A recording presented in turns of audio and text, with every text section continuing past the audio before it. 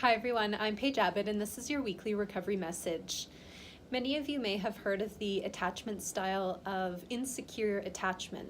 There's other types of attachment, including secure attachment, and these all relate to how we're raised by our caregivers, what kind of connection we have with them, and therefore what type of connection we're able and encouraged to have with ourselves.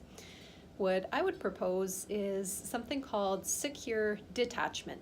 And I believe that that's something that parents are encouraged to use in teenage years. So as children age, there is the need for that pulling back and giving them the space to become independent and interdependent, making mistakes, finding their way, making choices on their own, rather than encouraging them and controlling them and coddling them, as perhaps many parents have grown used to when children are young.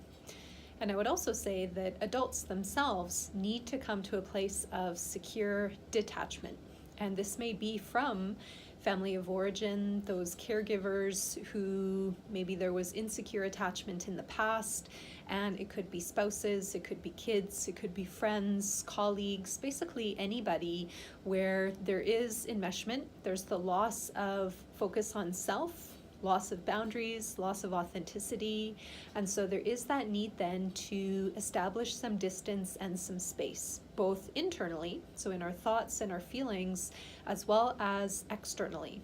And in doing that, this is the secure part of that detachment, we find a sense of freedom and a sense of safety.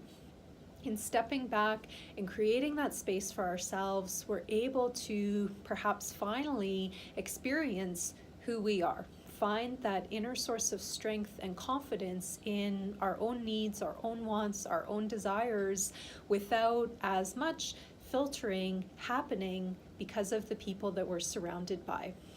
None of this stuff is easy to do, and of course there's going to be feelings that come up as we detach from people in our lives that we care about.